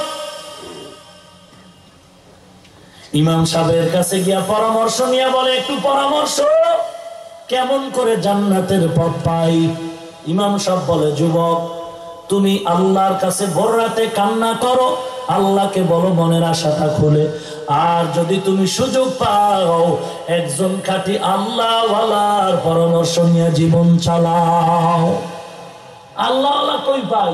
বলো ওই যে শাহ আলীর মাজার আছে, গোলাপ শাহর মাজারে যাও, মাঝে মাঝে গিয়া সেজদা দাও, নাকি বলবেন আমি শাহ আলীর মাজারের বিরুদ্ধে বললাম নাকি? আল্লাহর ওলি খাঁটি ছিল, শাহজালাল রহমাতুল্লাহ আলাইহির সাথী সঙ্গী 360 আউলিয়ার উপরে কম বেশি সবাই গোটা দেশে ছড়িয়ে ছিটিয়ে দিনের কাজ করেছেন, কিন্তু তিনি বলে গেছেন যে আমাকে সেজদা করো, গান বাজাও, গাঞ্জা খাও, নামাজ পড়বা না, রোজা রাখবা না, এমন বলেছেন? ভাইরা আমার, যুবক এইবার চিন্তা করে আল্লাহওয়ালা কোথায় পাই? ইমাম সাহেব পরামর্শ দিয়া বলে, তুমি যদি একটু কষ্ট করে জঙ্গল পেরিয়ে সামনে আগায় যাও, কিছু দূর যাওয়ার পর ওখানে একজন আল্লাহর ওলি আছে, নাম হলো আবুল হাসান। আল্লামা থানবী রাহমাতুল্লাহ আলাইহি লিখেছেন, ওই যুবক ইমামের পরামর্শ নিয়ে সামনে আগালো, জঙ্গল পেরিয়ে আল্লাহর ওলি আবুল হাসানের বাড়ি খোঁজ করে পেল। আবুল হাসানের বাড়ি দরওয়াজার সামনে দাঁড়ায়া ডাক দিছে, আসসালামু আলাইকুম, ঘরের মধ্যে কেউ আছেন নাকি, একটু জবাব দেন। প্রথম ডাকে কোনো আওয়াজ নাই, আবার যখন ডাক দিলেন ঘরে কে আছেন আওয়াজ দেন, আমি আগন্তুক জাহান্নামের আসামি এক যুবক, একটু জান্নাতের পথ পাওয়ার জন্য আসছি। এলাজে কিবির নামক কিতাবে ঘটনা উল্লেখ করা হয়। যুবক একবার দুবার তিনবার যখন আওয়াজ দিলেন, তৃতীয়বারে কচি কণ্ঠে এক মহিলার কণ্ঠে আওয়াজ আসতেছে, কে তুমি, কে তুমি? বলে আমি এক যুবক। কেন আসছো? বলে আবুল হাসানের কাছে। কি করো বা? আমি তার হাতে বায়াত হয়ে ঈমান আমল তার পরামর্শ নিয়ে সুন্দর করে জান্নাতে যেতে চাই। মহিলা কর্কশ আওয়াজ দিয়া বলে, খবরদার, এমন বেয়াদবের কাছে খবরদার আসবি না, তাড়াতাড়ি গন্তব্যে দৌড়াও, এর কাছে বায়াত হওয়ার দরকার নাই, তুমি অন্য কোথাও গিয়ে খোঁজ নাও। যুবকের মনে কষ্ট, এত সুনাম অর্জন করলো আর তার ঘরের ম্যাডামের আওয়াজ এত খারাপ। যুবকের মাথাটা গরম, রাগ করে মনে কষ্ট নিয়ে বাড়ি। এলাকার একজনে কয়, যুবক কই যাও? বলে ম্যাডামের আওয়াজ আমার দিলটাকে ব্যথিত করলো, আর এখানে থাকবো না, বাড়ি যাই। এলাকার লোক বলে, যুবক দাঁড়াও, তুমি যদিও মনে করো ম্যাডামের ব্যবহার খারাপ, আল্লাহর ওলি খারাপ, না না, আমরা এলাকার মানুষ আবুল হাসানের চরিত্র জানি, তার মতো ভালো মানুষ এ জমিনে হতে পারে না। অতএব তুমি তার কাছে বায়াত হও আর না হও, একটু কষ্ট হলেও তার সাথে মুসাফা দেখা করে যাও। কই?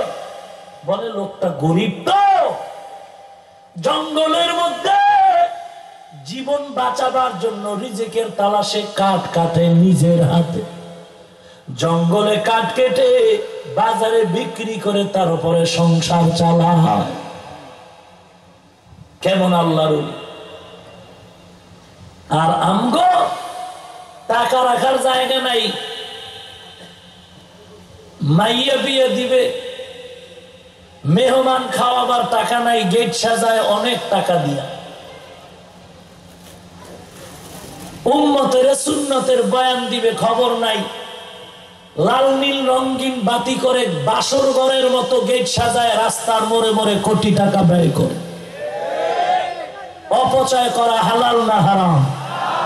আল্লাহ আপনি হেদায়েত দান করুন। কই পাই আল্লাহর লিখে? আল্লাহর বান্দা বলে, যুবক, আল্লাহর লিখে যদি পেতে চাও এই জঙ্গলের রাস্তার কিনারায় দাঁড়াও, জঙ্গল থেকে কাঠ কেটে এখানে আসবে, তোমার সাথে দেখা হয়ে যাবে। যুবক এবার এলাকার মানুষের কথার কারণে রাস্তায় দাঁড়ায় গেল, জঙ্গলের দিকে তাকায় দেখতেছেন বাঘের পিঠে এক পাগড়িওয়ালা সাওয়ার হয়ে আসতেছে। কিসের পিঠে? আরো জোরে বলেন। খালি না, মাথায় পাগড়ি, হাতের মধ্যে লাঠি, সামন দিকে আবার লাকড়ির বোঝা বাঘের পিঠে রাখা। বাঘটা দেখে যুবক ভয়ে পালাবার চিন্তা করলো। বাঘের পিঠা রোহিত পাগড়িওয়ালা ইশারা করে বলে, দাঁড়াও, ভয়ের কারণ নাই, একটু দাঁড়াও, আমি কথা বলবো।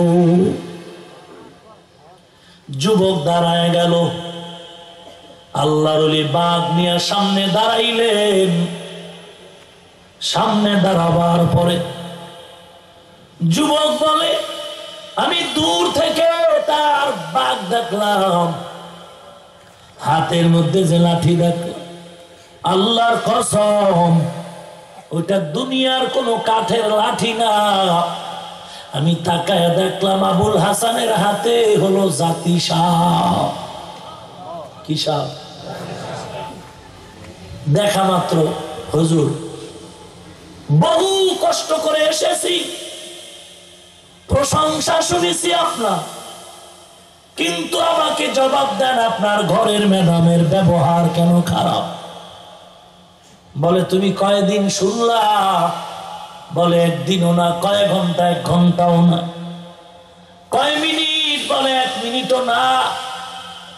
সামান্য কয়েক সেকেন্ড 2টা বাক্য শুনলাম, মেজাজ গরম করে আর থাকতে পারলাম না। আবুল হাসান ডেকে বলে, রে যুবক, তুমি 2, 3, 4, 10, 5 সেকেন্ডের গালি শুনে অধৈর্য হয় মনে কষ্ট নিয়ে বিদায় নাও। অথচ আমি আবুল হাসান 1 দিন আর 2 দিন না, আমার জীবনের যৌবন কাল আমার এই বিবির নিয়ে কাটাইলাম। আজ আমি কবরের পথের যাত্রী। এই বিবির দুর্ব্যবহার আমি একদিন শুনি না, বহু বছর শুনলাম। আজও পর্যন্ত কোনদিন আমার বিবির ব্যবহারে আমি অধৈর্য হয়ে গালাগালি করি নাই, কোনদিন আমি মনে কষ্ট নেই নাই, কোনদিন বরদোয়াও করি নাই। আমি আল্লাহর কাছে গভীর রাতে উঠে কাঁদতাম আর আল্লাহর দরবারে আমি হেদায়েতের দোয়া করতাম। ও যুবক শুনে নাও, এই দীর্ঘ জীবন আমার ধৈর্য ধারণ করার ফলাফল। তাকায়া দেখ যুবক, তাকায়া দেখ ধৈর্যের ফল। বাঘ আমার গোলাম হলো, জাতি সাপ আমার লাঠি। ওয়াসবির আলা মা ইয়াকুলুনা ওয়াহজুরহুম হাজরান জামিলা। ধৈর্য। আজ আপনার আমার মাঝে কোনো ধৈর্য নাই। ও যুবকের দল, আজকে তুমি নামাজে গেলে মানুষ তিরস্কার করে, নামাজে যাও না। অথচ এই জমিনে কত যুবক দুনিয়ার লাইনে ব্যবসা করে, নামাজ ছাড়ে নাই। ওরে বুয়েটের ইঞ্জিনিয়ারিং পাস করে যুবক গুলশানের জুমার মসজিদে গিয়া কান্না করে। কি ব্যাপার যুবক? বলে জীবনে বহু ভুল করেছি হুজুর, আজকে আসছি ক্ষমার জন্য। আপনার বয়ান শুনছিলাম, মোবাইলে শুনে দিলটা নরম হয়ে গেল। আমি এখন থেকে নামাজ ছাড়বো না, দাড়ির মধ্যে কোনোদিন অস্ত্র লাগাইব না। এখন তুমি কি করো? বলে ঘরের মধ্যে থেকে কম্পিউটারের সাহায্যে ডিজাইন করি, বিভিন্ন মনোগ্রাম তৈরি করে ইন্টারনেটের মাধ্যমে ফিলাপ ভাবে দিয়া প্রচার করে করে মাসে আমার 20-30 হাজার টাকার ইনকাম চলতেছে। কিন্তু হুজুর, যতটুকু মন তৈরি হয়ে গেল আমার মা বাবার জন্য আগাতে পারি না। আমার মা বাবায় বাধা দেয়, আমার মা বাবার জন্য দোয়া করেন। ওই যুবক আজ পাগড়িওয়ালা, লম্বা দাড়িওয়ালা, 5 ওয়াক্ত নামাজি। ওরে যুবক, যদি দেখতে চাও, একজন যুবক না, হাজার হাজার লাখ লাখ যুবক। মনটারে বুঝাও রে মিরপুরের মুসলমান, তোমার মতো যুবক দাড়িওয়ালা নামাজি, কোটি টাকার মালিক, ব্যবসা করে 1টা টাকাও হারাম খায় না, আছে না নাই? তোমার মতো যুবক 5 ওয়াক্ত নামাজি দাড়িওয়ালা, আল্লাহর গোলাম, স্কুলে পড়ে, কলেজে পড়ে, দাড়ি কাটে না, নামাজও ছাড়ে না, আছে না? তোমার মতো দাড়িওয়ালা যুবক, RAB, army, police, BDR, doctor, professor, engineer, তুমি কেন আজ দাড়িটা কামাও, নামাজ কেন পড়ো না? কি লাভ? একটু আমাকে বলো, স্টাম্প দাও। দাড়ির মধ্যে অস্ত্র লাগাইলে কি হায়াত বাড়ে, চেহারায় নূর বাড়ে, ওর অসুস্থতা কমে যায়? না না না, বরং বিজ্ঞানীদের থিওরি, চোখের হায়াত কমে যায়, চোখের পাওয়ার কমে, যৌবন করে অকালে মরণ হয়। আমার নবী 63 বছরে কোনদিন দাড়িবিহীন লোকের চেহারা দিয়ে তাকান নাই। ওরে নবীর উম্মতের দল, তোমার ঘরে আল্লাহ পাক সন্তান দান করলেন, একই বাবার 2টা সন্তান। তোমার একটা বোন আছে, তুমি যুবক ভাই, তোমার বোনের বয়স মাত্র 30, তোমার বয়স মাত্র 25 থেকে 26। তোমার বোনের গালে দাড়ি নাই, তোমার গালে দাড়ি কেন আল্লাহ দিলেন? আল্লাহ বুঝি ভুল করলেন? কথা বলেন। যদি তাই না হয় কেন তুমি দাড়িটা কাটতেছ? সরকারি আর বেসরকারি বুঝি না, চাকরিজীবী আর ব্যবসায়ী বুঝি না, র্যাব আর্মি পুলিশেরা যদি দাড়িওয়ালা থাকতে পারে তুমি কেন পারো না? জবাব তুমি কিছু দাও আর না দাও, আমার পক্ষ থেকে জবাব হলো তোমার কপাল অর্ধেক পুড়ে নাই, তোমার কপালটা পুরাটাই পুড়ে গেছে। শুধু দাড়ি ক্লিন করনেওয়ালা নয়, যারা অল্প করে ছোট ছোট করে রাখে, ব্রাশের মতো রাখে, মনে হয় জানো ইন্দুর বান্দরে কামড়ায় সাইজ করে রাখছে। আল্লাহর কসম, দোনো দলের গুনাহ সমান কবিরা গুনাহ, দোনো দলের কবিরা গুনাহ সমান, কোনো সন্দেহ নাই। ওরে মোনাজাত করো বাবা, তোমার মোনাজাত কবুল হবে না। দাড়ি ছোট যারাও রাখছো তাদেরও কিন্তু কবিরা গুনাহ 24টা ঘন্টা লেখা হয়। মোনাজাত করলে কবুল হবে না, দান সদকা করলে কবুল হবে না, বাইতুল্লাহ ধরে লাব্বাইক বললে কবুল হবে না, কোরআন খতম করলে কবুল হবে না। হেদায়েতের মালিক আল্লাহ, ইজ্জতের মালিক আল্লাহ। পায়ে ধরে বলছি রে যুবক, আমিও তোমার মতো একটা যুবক সন্তান, দাড়ি টুপির কারণে সম্মান কমে নাই। আল্লাহ দরবারে হেদায়েত চাও, কোন দিন যেন মরণ হয় বলার কোনো ভাষা নাই, এমন কোনো দিন নাই যুবকের লাশের কোনো খবর নাই। অনুরোধ করে বলি হে যুবক, আল্লাহর মোহাব্বতে নবীর আর কষ্ট দিও না, কাঁদাও না। জীবনে দাড়ি কাটবা না, নামাজ ছাড়বা না, নবীর তরিকা ভুলবা না, অহংকারী ছেড়ে দাও, আল্লাহ দরবারে খাঁটি নিয়ত করো। ও দয়ার মালিক, জীবনে দাড়ি কেটে নবীরে কাঁদাবো না, নামাজ আর ছাড়বো না, কারণ আমার নবীরে কম কাঁদান বেঈমানেরা কাঁদায় নাই, এখনো বেঈমানেরা কম কাঁদান কাঁদায় না। তুমি অন্যায় করে নবীর আর কষ্ট দিও না। হেদায়েতের মালিক আল্লাহ, ইজ্জতের মালিক আল্লাহ। আল্লাহ যদি কবুল করে হেদায়েত পাইবা, আল্লাহ যদি কবুল না করে হেদায়েত পাওয়ার উপায় নাই। অতএব আমি পায়ে হাত রেখে বলবো, তোমার যুবক বন্ধু যদি মনে করো বন্ধু হিসাবে বলবো, যদি বলো পায়ে হাত দিলে দাড়ি কাটবা না, আমি তোমার পায়ে হাত দিতে প্রস্তুত আছি। অনুরোধ করে বলছি রে যুবক, জীবনের কল্লায় গলায় চুরি আসবে, মরে যাইবা, দাড়ি কাটবা না, নামাজ ছাড়বা না। অন্তর যদি ভালো হয় 5 ওয়াক্ত নামাজ পড়বা, দাড়িটা লম্বা করবা। অন্তরের নিয়ত যদি ভালো হয়, খাঁটি নিয়তে দুটো হাত আল্লাহকে দেখায় দাও। নারায়ে তাকবীর। আল্লাহ, আমার দায়িত্ব শেষ, আপনার কুদরতি হাতে সুপর্দ করে দিলাম, কবুল করেন, মঞ্জুর করে নেন। আয় আল্লাহ, দুনিয়ায় জিন্দেগীর শান্তি দান করেন, কামাই রুজি ব্যবসায় বরকত দান করেন। আয় আল্লাহ, দুনিয়ার সুন্নাতওয়ালা জিন্দেগি দান করেন। আয় আল্লাহ, হালাল বরকতি রিজিক দান করেন। আয় আল্লাহ, মুসিবত থেকে হেফাজত করেন আল্লাহ। আয় আল্লাহ, সুন্নতের উপরে মজবুত হয়ে চলার তৌফিক দান করেন। জিন শয়তান মানুষ শয়তান থেকে হেফাজত করেন। বেশি বেশি নেক আমলের তৌফিক দান করেন, বলেন আমিন। রাগ করলেন নাকি? কার বয়ান দিলাম? আমার। আল্লাহ কবুল করেন। আর আমি আপনাদের কাছে দোয়া চাই যুবক, আল্লাহর মোহাব্বতে আমিও দোয়া চাই, অহংকার মুক্ত জীবন চাই, ইখলাসওয়ালা উচ্চ মর্যাদা চাই। আপনাদেরই পাশে মাতুয়াইল যাত্রাবাড়ির কিনারায় মাদ্রাসার খেদমত করি। মাদ্রাসার জায়গা এ বিন্নুরি মাদ্রাসার মতো আমার মাদ্রাসায়ও জায়গা স্থায়ী নাই। দোয়াটা চাই আল্লাহ যেন স্থায়ী জায়গার ব্যবস্থা করেন, বলেন আমিন। আরো জোরে বলেন আমিন। আর আগামী শুক্রবার 11 মার্চ মাদ্রাসার মাহফিল, বিশাল আয়োজন, আপনারা যাবেন ইনশাআল্লাহ। অলিপুরি সাহেব, মুফতি মিজান সাহেব, এরকম বড় বড় উলামায়ে কেরাম, জুমার নামাজের পরেই আমার বয়ান, ধারাবাহিক বয়ান চলবে। আমি অন্তর ভরে দাওয়াত দিলাম, যাবেননি? ইনশাআল্লাহ। রাজি আছেননি? মোনাজাতের পরে এখানে লিফলেটও আছে, প্রয়োজনে নিয়ে যাবেন। ভাড়া টাকা আবার চাইবেন, দোয়া করবেন।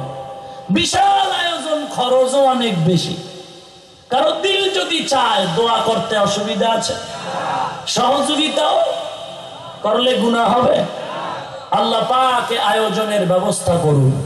আরো জোরে কর আমিন। আল্লাহ পাকে মাহফিল কবুল করে নেন, মৃত্যু পর্যন্ত দ্বীনের উপরে মজবুত হয়ে চলার তৌফিক দান করেন, বলেন আমিন। আলহামদুলিল্লাহি রাব্বিল আলামিন। রব্বানা যালামনা আনফুসানা ওয়া ইল্লাম তাগফির লানা ওয়া তারহামনা লানাকুনান্না মিনাল খাসিরিন। রব্বানা আতিনা ফিদ দুনিয়া হাসানাতাও ওয়া ফিল আখিরাতি হাসানাহ ওয়া কিনা আযাবান নার। মা বাবার জন্য প্রাণ ভরে দোয়াটা পড়ে, রব্বির হামহুমা কামা রব্বায়ানি সগীরা।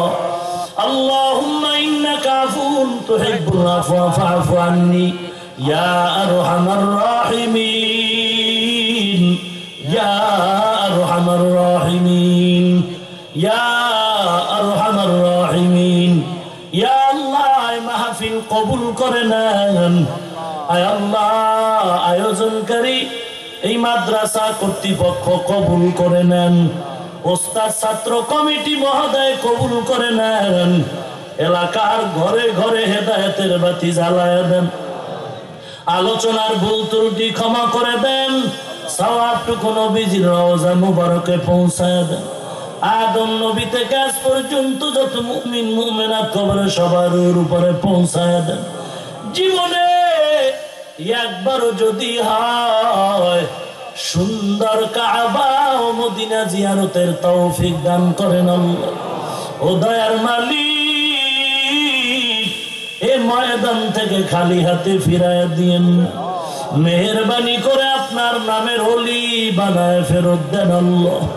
আয় আল্লাহ, ওলামায়ে কেরাম, মুরব্বীরা, যুবক, ছোট বাচ্চা, পর্দার আড়ালে মা বোন, ব্যবসায়ী, চাকরিজীবী সবাইকে মাফ করে দেন। মাদ্রাসা কবুল করে নেন, স্থায়ী জায়গার ব্যবস্থা করে দেন।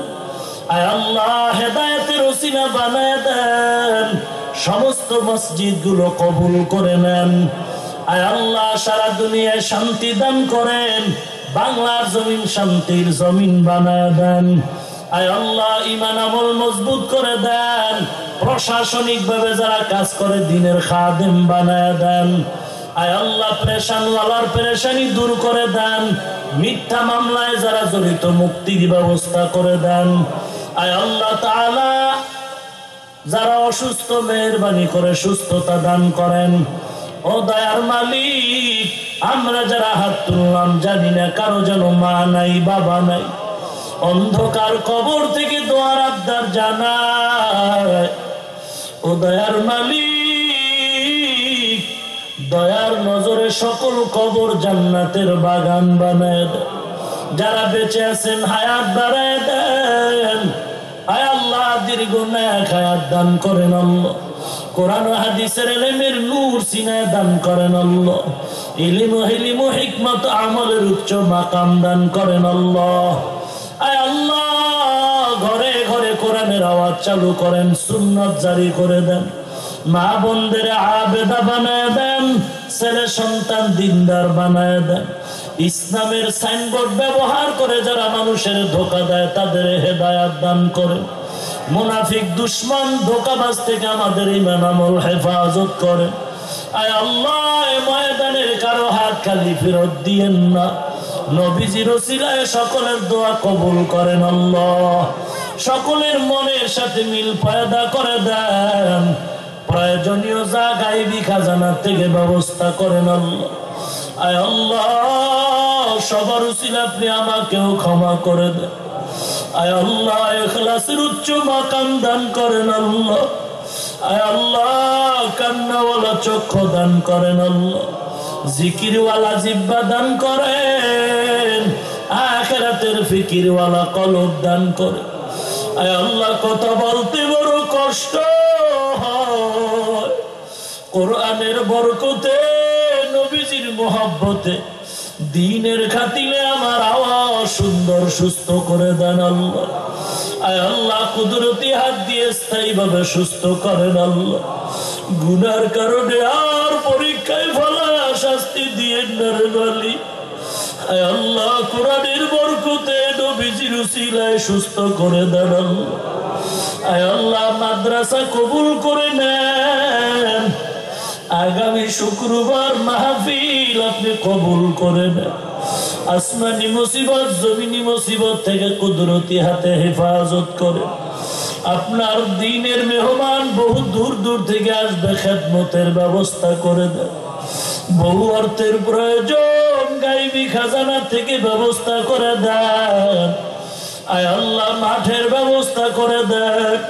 আয় আল্লাহ গায়বী খাজানা থেকে সব প্রয়োজন মিটায় দেন। আল্লাহ স্থায়ী জায়গার ব্যবস্থা করে দেন। আল্লাহ আপনার বান্দাদের দিলের মধ্যে দ্বীনের মোহাব্বত ঢুকায় দেন। আল্লাহ আপনি যদি দেন সময় লাগে না রে মালিক, বলতে জানি না, ভাষা নাই, গুনাহ করে জবানটারে নাপাক করে ফেলেছি রে মাওলা।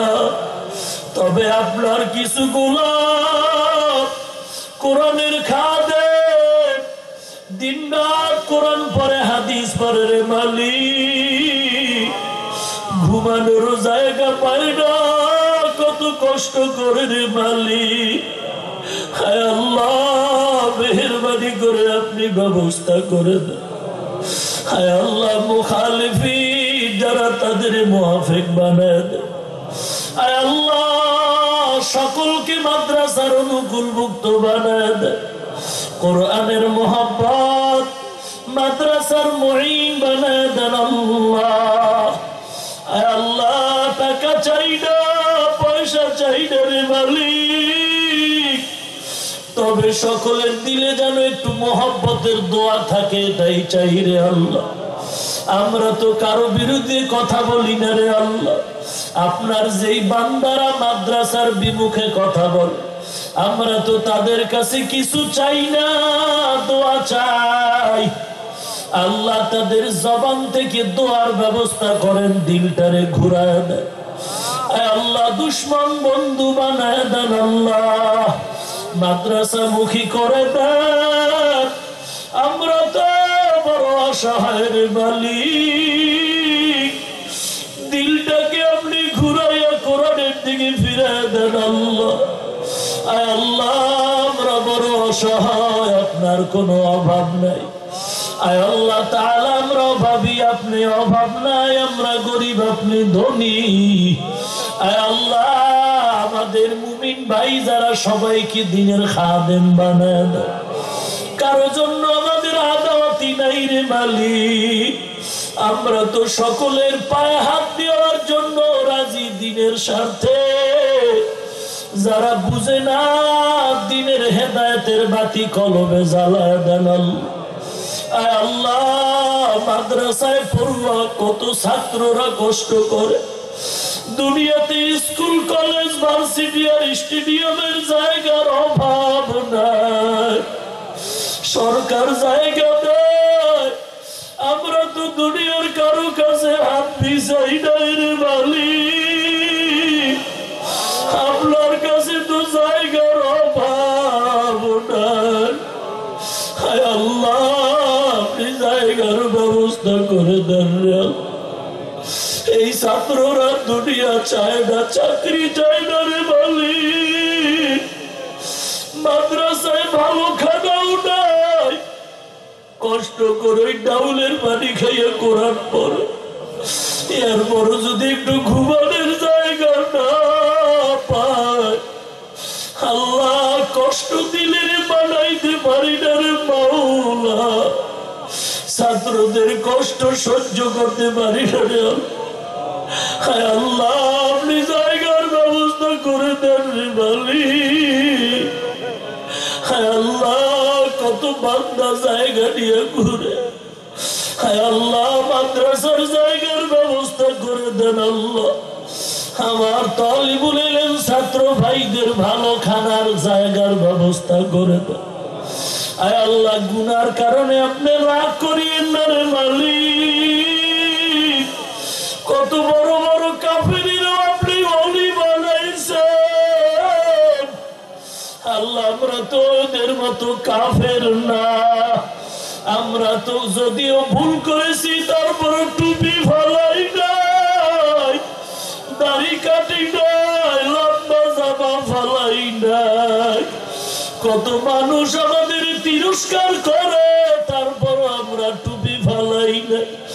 আর আল্লাহ আপনার তো ছেলে নাই, আমরাই তো আপনার আদরের গোলাম, আমরাই তো আপনার নবীর আদরের উম্মত। আল্লাহ, সন্তানের মা বাবার সামনে কাঁদলে বড় দয়া হয়, আপনার কি একটু মায়া লাগে না রে মালিক? আর আল্লাহ, কারো আমিন কি পছন্দ হয় না রে মালিক? আর আল্লাহ, কারো দোয়া কি কবুল করবেন না রে মালিক? আপনার কুদরতি কদম ধরে বলি, আপনার কুদরতি পা ধরে বলি, জায়গার ব্যবস্থা করে দেন আল্লাহ। আয় আল্লাহ, মাদ্রাসার জায়গার ব্যবস্থা করে দেন, শুক্রবারের মাহফিলের মাঠে জায়গার ব্যবস্থা করে দেন আল্লাহ। অনেক টাকার প্রয়োজন, গায়বী খাজানার থেকে ব্যবস্থা করে দেন আল্লাহ। নবীজির উসিলায় দোয়া কবুল করে নেন আল্লাহ। সুবহানাল্লাহি ওয়া বিহামদিহি, সুবহানাল্লাহিল আযীম। ওয়া সাল্লাল্লাহু তাআলা আলা খাইরি খালকিহি মুহাম্মাদ ওয়া আলা আলিহি ওয়া আসহাবিহি আজমাইন। আমিন আমিন আমিন বিরহমাতিকা ইয়া আরহামার রাহিমিন।